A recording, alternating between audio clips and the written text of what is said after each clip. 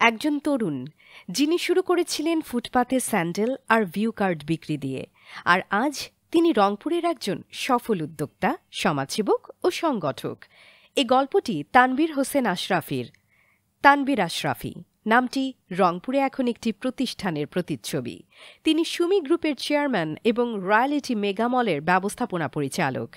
তার ছোট ভাই তৌহিদ হোসেন আশরাফিও সফল একজন ব্যবসায়ী, যিনি টানা ৬ বার রংপুর কর অঞ্চলের সর্বোচ্চ করদাতা। আর তানভীর আশরাফি নিজেও দ্বিতীয়বারের মতো এই সম্মান অর্জন করেছেন। তবে এই সম্মানের পেছনে লুকিয়ে আছে কঠিন এক সংগ্রামের গল্প। ১৯৯৮ সাল, ব্যবসায়িক ক্ষতির কারণে পরিবারটি পড়ে আর্থিক সংকটে। ঠিক তখনই মাত্র একজন কিশোর তানভীর আশরাফি নিজের কাঁধে তুলে নেন পরিবারের দায়িত্ব। তিনি ফুটপাথে স্যান্ডেল আর ভিউ কার্ড বিক্রি করতেন, টিউশন করাতেন যাতে সংসারে একটু সহায়তা করা যায়।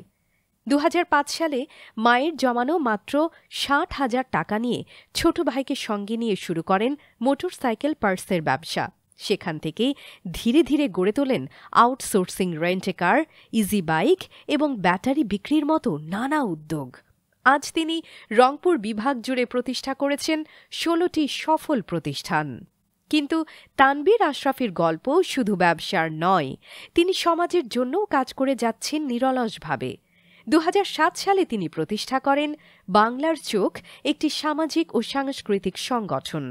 এই সংগঠনের মাধ্যমে তিনি নির্মাণ করেছেন মসজিদ, মাদ্রাসা, শহীদ মিনার, পাঠাগার, দিয়েছেন শীতবস্ত্র, খাদ্য সামগ্রী, শিক্ষা উপকরণ, আয়োজিত করেছেন স্বেচ্ছায় রক্তদান কর্মসূচি, চালিয়েছেন বৃক্ষরোপণ অভিযান।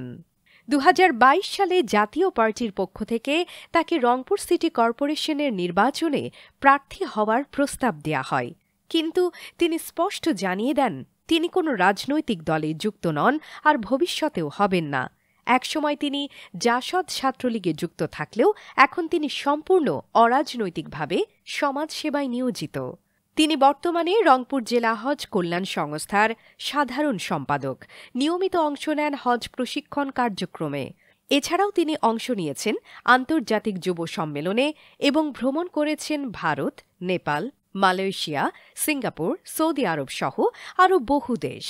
তানভীর আশরাফির এই জীবনগাথা যেন তরুণ উদ্যোক্তাদের জন্য এক আলোকবর্তিকা, যেখানে আছে সংগ্রাম, সাহস, সততা আর স্বপ্ন। তার কাজ, তার সাফল্য ও সমাজ সেবার অঙ্গীকার আমাদের দেখিয়ে দেয় ইচ্ছা থাকলে পথ তৈরি হয়।